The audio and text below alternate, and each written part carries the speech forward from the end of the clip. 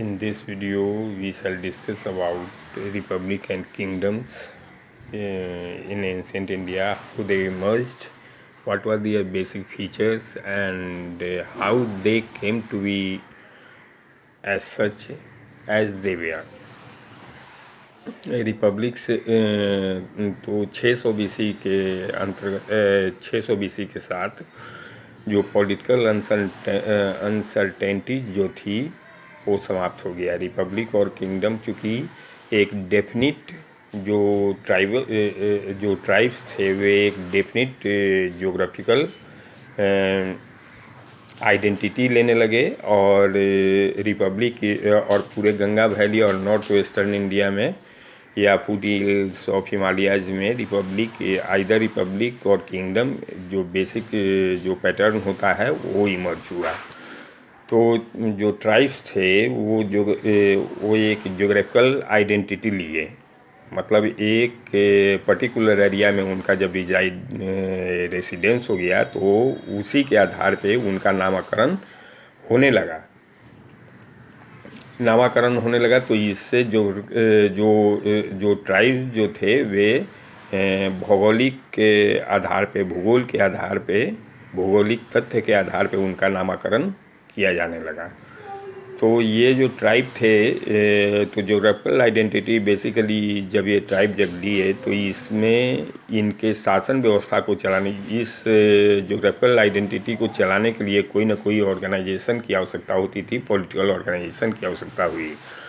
तो political organisation में Republic और किंगडम दो पैटर्न उभर कर आए जो कि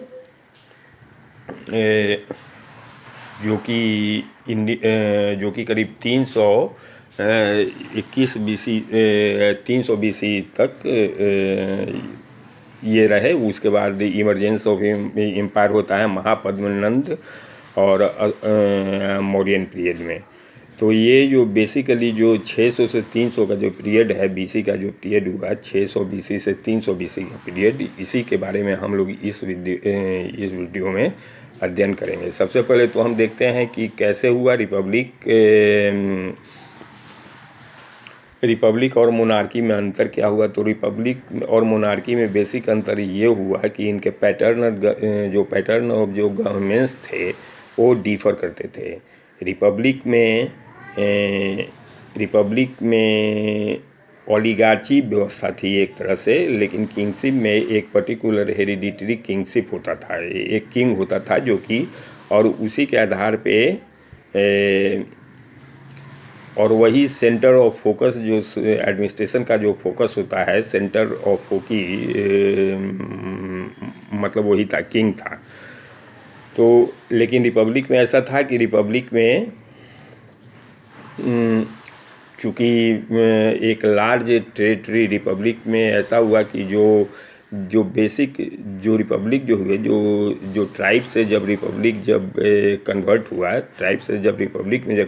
तो जो बेसिक जो डेमोक्रेटिक पैटर्न जो गवर्नमेंट का होता है वो तो ख़त्म हो गया। लेकिन जैसे सभा और समिति का ये सब का योगदान अब गवर्नमेंट्स में नहीं रहने लगा। लेकिन जो बेसिक पैटर्न ऑफ गवर्नमेंट्स जो डेमोक्रेटिक था वो ख़त्म हो गया और वो ओलिगार्ची के रूप में लेने लगा कि लेकिन फिर भी ये किंगशिप के रूप में नहीं लिया, ये ओलिगार्ची के रूप में लिया कि जो रिप्रेजेंटेटिव्स होते थे, जो फैमिली होते थे, वे या तो चुनते थे चीफ को, या जो बहुत सारे यदि ट्राइब होते थे तो प्रत्येक ट्राइब चुनता था चीफ को। और जो वोटिंग जो होता था, जो कोई डिसीजन के लिए जब कोई लिया जाता था तो वोटिंग के आधार पे लिया जाता था। यदि अनएनिमस वोट कोई भी प्रपोजल नहीं पाता था तब। तो ये बेसिकली रिपब्लिक फॉर्म गवर्नमेंट का ये बेसिक ये था।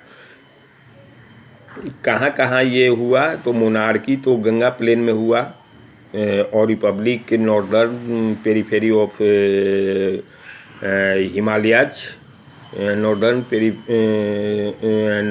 पेरीफेरी ऑफ गंगा प्लेन, मतलब गंगा प्लेन, या फुटिल ऑफ हिमालयाज में रिपब्लिक का बेसिकली रिपब्लिक हुए। और से इधर नॉर्थ वेस्टर्न में पंजाब वगैरह रीजन में भी रिपब्लिकन व्यवस्था आई। तो ऐसा क्यों हुआ? क्योंकि रिपब्लिक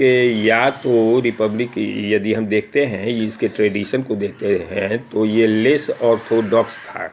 इसमें इंडिविजुअलिस्टिक जो पैटर्न जो होता है, इंडिविजुअलिज्म का इसमें प्रोत्साहन इसमें दिया जाता था रिपब्लिक में। तो बेसिकली ये ट्राइब का जो शासन व्यवस्था होता था, ट्राइब का शासन व्यवस्था उससे ये सिमिलर करता था, उससे मेलजोल करता था। तो या तो इसके जो ऑरिजिनेटर थे या तो क्षत्रिय थे, जो कि डिजेनरेट क्षत्रिय कहे जाते थे। मत्स्य इंसेसुअस रिलेशन कहीं ऐसा देखा जाता है कि इंसेसुअस रिलेशन से ये मतलब फाउंडर जो थे, इंसेसुअल रिलेशनशिप से ये उत्पन्न हुए थे। लेकिन तो ऐसा माना जा सकता है कि जो रिपब्लिकन जो व्यवस्था थी वो वैदिक ट्राइब से ही इमर्ज किया। इसमें जो बेसिकली जो डेमोक्रेटिक पैटर्न ऑफ जो गवर्नमेंट होता है, ट्राइबल गवर्नमेंट, वो तो ख़त्म हो गया। लेकिन जो प्रशासन असेंबली के थ्रू ये अभी तक था। रिपब्लिक में हम देखते हैं कि सिंगल ट्राइब ही कहीं कहीं रिपब्लिक में था, जैसे साक्या, कोलिया, मल्ला। कन्फेडरेट और जो कन्फेडरेसी था वो बिरजी और जादवा का था। और ये रिपब्लिकन व्यवस्था में चूँकि रिपब्लिकन व्यवस्था में ऐसा था कि चूँकि असेंबली के द्वारा शासन होता था, तो सभा और समिति जो वैदिक काल से सभा समिति विधाता, ये जो वैदिक काल से जो चला आ रहा जो ये था, जो डेमोक्रेटिक जो इंस्टीट्यूशन था वो ख़त्म हो गया था। उसका रोल अब करीब नगण्य हो गया था।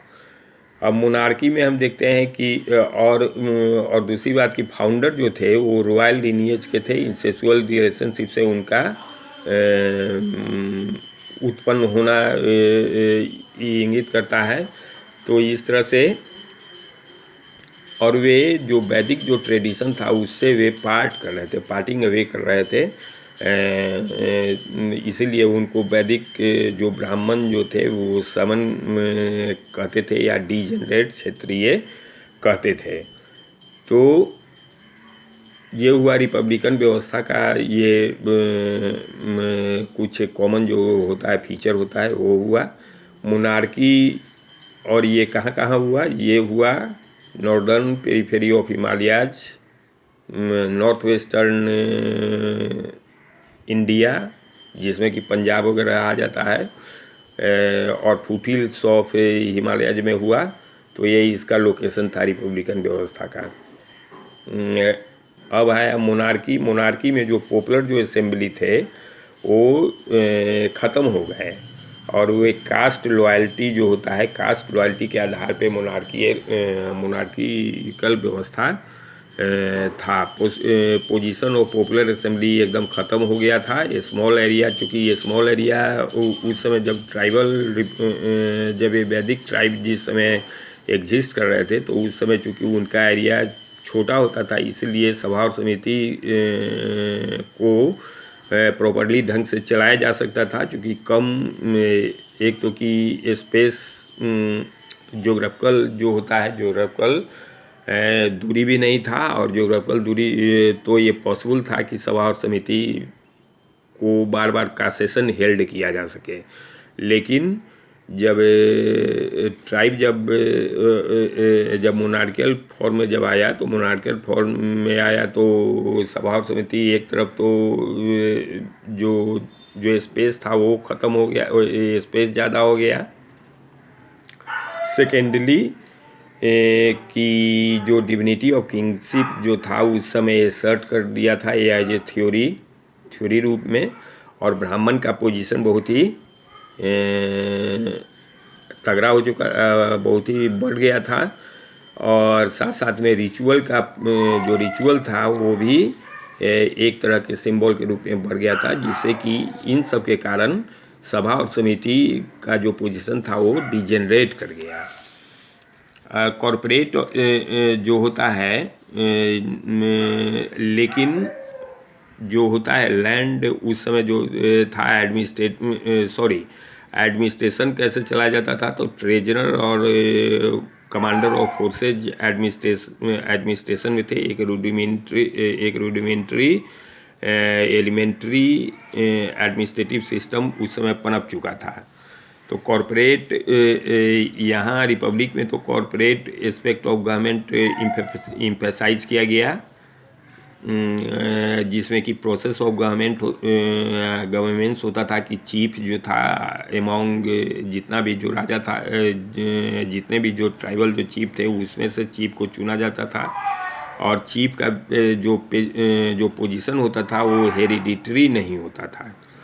जुडिशियल प्रोसेस जो होता था बहुत ही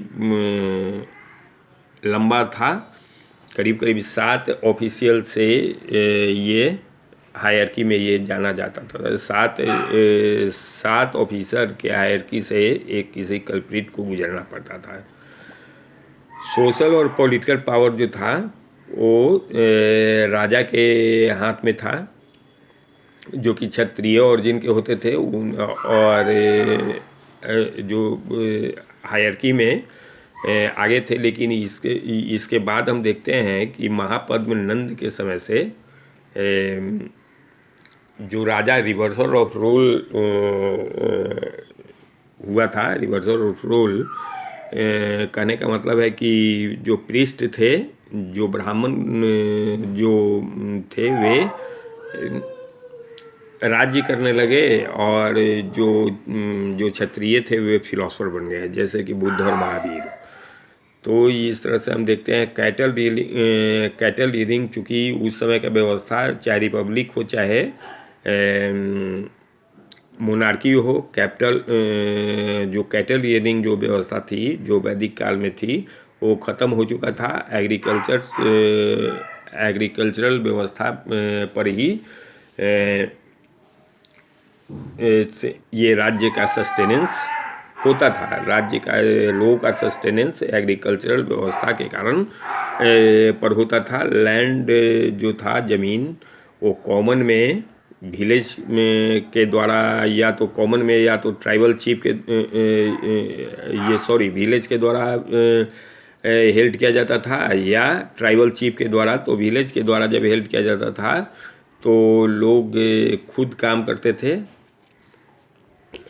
उस पर। ट्राइबल चीफ के द्वारा यदि हेल्ड किया जाता था तो वे हायर लेबर को हायर करते थे। तो कुछ सेंस में हम कह सकते हैं कि किस तरह से आगे हम देखेंगे कि किस तरह से ये जो है जो कैटल रीडिंग जो पॉपुलेशन था वो किस तरह से एग्रीकल्चरल में पॉपुलेशन में कन्वर्ट हुआ। और जो ट्राइबल जो रिपब्लिक थे वे किस तरह से मोनार्कियल सिस्टम में इमर्ज किए। तो उनका बेसिकली ये व्यवस्था थी कि जब लोग सीडेंट्री एग्रीकल्चर जब व्यवस्था जब हो गई तो एक तरफ से जो ट्राइबल लॉयल्टी था वो कास्ट लॉयल्टी को जन्म दिया। ट्राइबल लॉयल्टी कास्ट लॉयल्टी को क्यों जन्म दिया? क्योंकि जो प्राइवेट प्रॉपर्टी जो ओनरशिप जो होता है, private ownership of the property, वो कंसेप्ट इसमें चला आया, उस समय तक चला आया। जब प्राइवेट ओनरशिप ऑफ प्रॉपर्टी जब आया तो स्वाभाविक है कि जो लैंड जो था वो कॉमन में हेल्ड होने नहीं लगा। तो ट्राइबल जो यूनिट थे तो वो लैंड को अपने आप में पार्सल आउट कर लिए। और पार्सल आउट करने के कारण, और ये जो पार्सल आउट किए तो ये एग्रीकल्चर के लिए पार्सल आउट किए, क्योंकि टेक्नोलॉजी उस समय बढ़ गई थी। जैसे कि जंगल काटे जाने लगे थे और एग्रीकल्चरल लैंड को मतलब वेस्ट लैंड को एग्रीकल्चर लैंड में कन्वर्ट किया जाने लगा था। तो इस तरह से हम देखते हैं कि जो ट्राइबल जो व्यवस्था थी, जो ट्राइबल व्यवस्था वो अब जिसमें कि कैटल रियरिंग पेशा था, वो अब सीडेंटरी एग्रीकल्चर के रूप में। और एग्रीकल्चर चूँकि कैटल रियरिंग से तो उतना इसके कहने का मतलब ये नहीं है कि कैटल रियरिंग एकदम ख़त्म हो चुका था, कैटल रियरिंग भी चल रहा था पेशे के रूप में, लेकिन एग्रीकल्चर का विशेष महत्व हो गया। और एग्रीकल्चर का जब विशेष महत्व हो गया तो चूँकि भूमि उपजाऊ थी गंगा प्लेन में और फुटहिल ऑफ हिमालयाज में भी खेती किया जा सकता था, तो जब ये तो उपजाऊ थी तो तो प्रोड्यूस काफ़ी होने लगा। प्रोड्यूस होने के कारण जो रेंट और रेवेन्यू का जो प्रॉब्लम था, जो ट्रेजरी के साथ के पास था, जैसे राजा के पास जो ट्रेजरी का जो समस्या था वो ख़त्म हो गया। तो इससे एक वास्ट एम्पायर, इससे किंगशिप को प्रोत्साहन मिला। तो और दूसरी बात की और इससे बाद में इमरजेंस ऑफ एम्पायर का भी ख्वाब इससे देखा जा सकता था। तो ये एग्रीकल्चर बेसिकली एग्रीकल्चर व्यवस्था के कारण हुआ। सेकेंडली जो ट्राइबल जो यूनिट उस समय जो ट्राइब्स का लॉयल्टी रहता था वो अब कास्ट लॉयल्टी में आ गया। सेकेंड थिंग, थर्ड चीज़ ये हुआ कि टाउन्स हुआ। जो एग्रीकल्चर था, एग्रीकल्चर के साथ साथ ट्रेड की भी स्थिति बढ़ी, ट्रेड भी होने लगा। तो पहले तो ट्रेड बार्टर के द्वारा होता था, लेकिन चूंकि क्वाइन अब हो गया था तो ये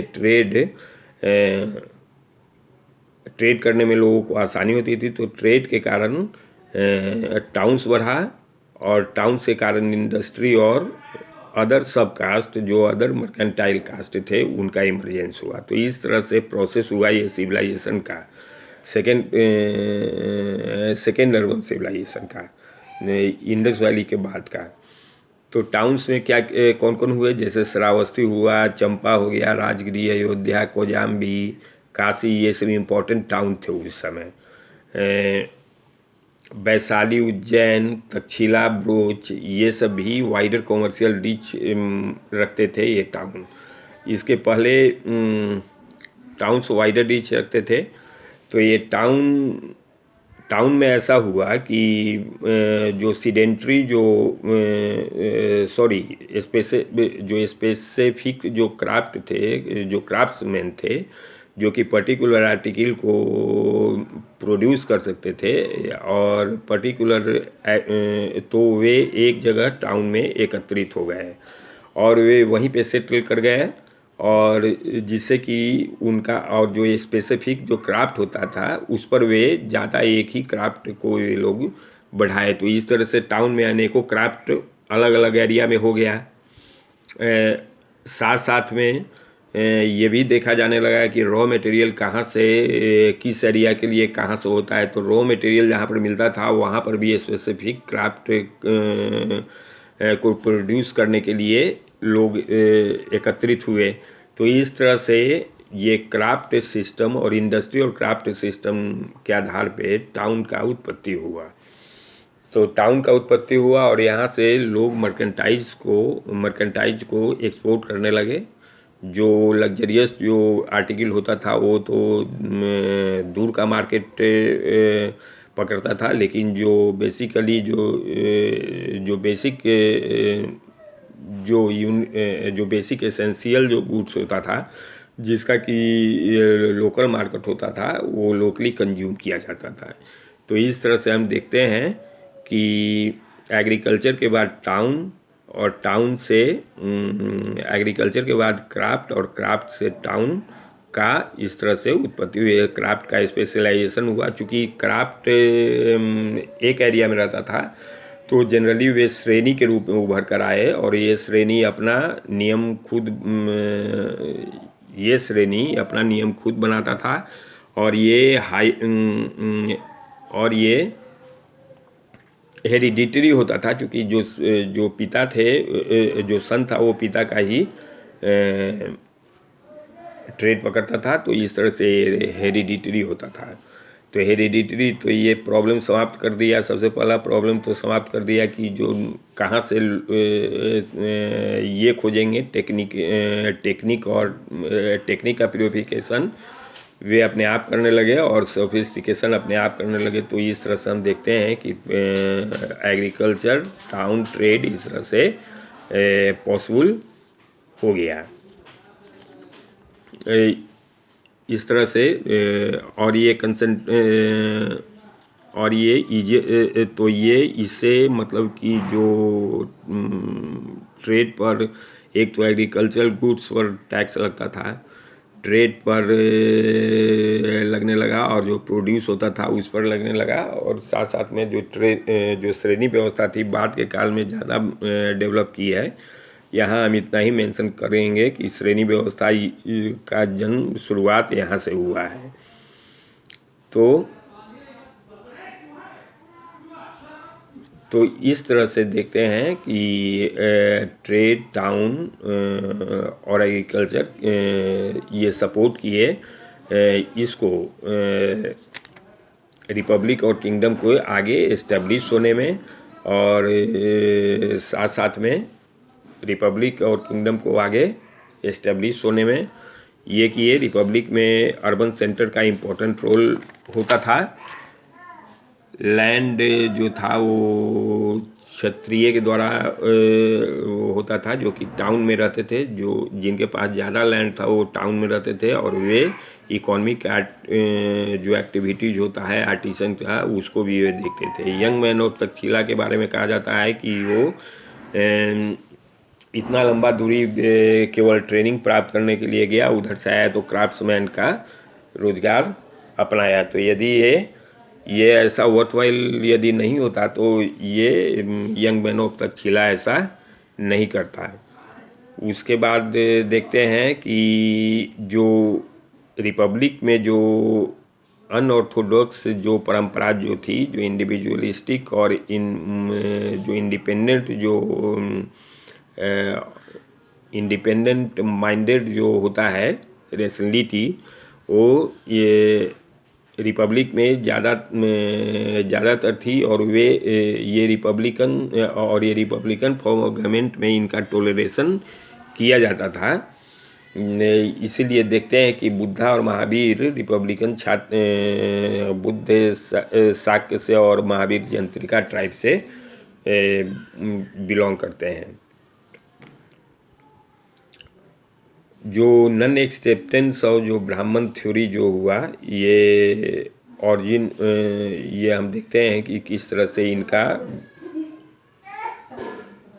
नन एक्सेप्टेंस और ब्राह्मण थ्योरी जो हुआ, जिसमें देखते हैं कि हम किस तरह से इसका ऑरिजिन ऑफ स्टेट के बारे में किस तरह से ऑरिजिन ऑफ स्टेट हुआ। शुरू में तो origin of state divinity kingship को डिवाइन माना गया था, लेकिन ये बाद में जो बुद्धा का जो फिलॉसफी था, जो हेटेरोडॉक्स सेक्ट का फिलॉसफी था कि सोशल कॉन्ट्रैक्ट के रूप में सबसे पहले जो राज्य की उत्पत्ति हुई सोशल कॉन्ट्रैक्ट से। शुरू में तो प्योरली पीस था, लेकिन डिजायर और प्राइवेट प्रॉपर्टी डिजायर उत्पन्न हुआ और वो प्राइवेट प्रॉपर्टी को जन्म दिया, और प्राइवेट प्रॉपर्टी को जन्म दिया। और तो इस तरह से देखेंगे कि लोग एकत्रित हुए और ये अपने आप में एक राजा को इलेक्ट करने के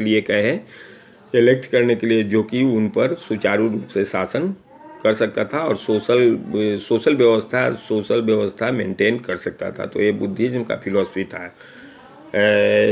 तो इस तरह से अनऑर्थोडॉक्स जो बिलीफ था वो रिपब्लिकन सिस्टम में आया और टॉलरेट किया जाने लगा। सेकेंडली जितने भी फॉरेन इन्वेडर्स आए वे रिपब्लिकन सिस्टम में ही एसिमिलेट किए गए। तो इस तरह से देखते हैं कि रिपब्लिकन फॉर्म ऑफ गवर्नमेंट जो इंडियन हिस्ट्री में एक बहुत ही अच्छा अध्याय के रूप में है। लेकिन ऐसा नहीं कहा जा सकता है कि दोनों एक्सक्लूसिव थे, एक से दूसरे में चेंज भी किया जा सकता था। जैसे कि कंबोज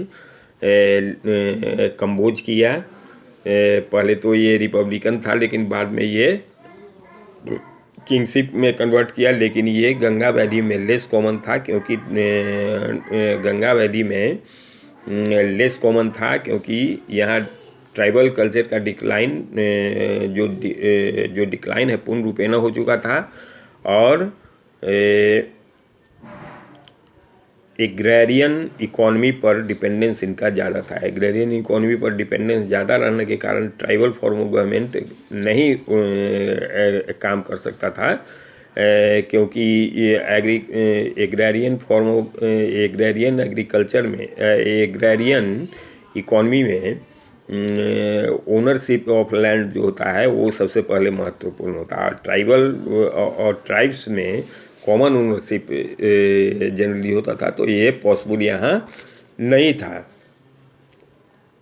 तो ग्रोथ तो ये एक तरह से ये ग्रोथ ऑफ जो एग्रेरियन इकोनॉमी था वो इकोनॉमी मोनार्की के ग्रोथ को फर्दर किया, वो मोनार्की के ग्रोथ को फर्दर किया।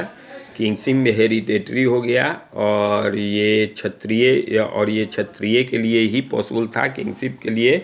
लेकिन पॉलिटिकल एक्सपीडियंसी को देखते हुए जो क्षत्रिय थे, जो किंग जो था वो किसी भी वर्ण का, किसी भी कास्ट का हो सकता था। Thank you. बाकी दूसरे वीडियो में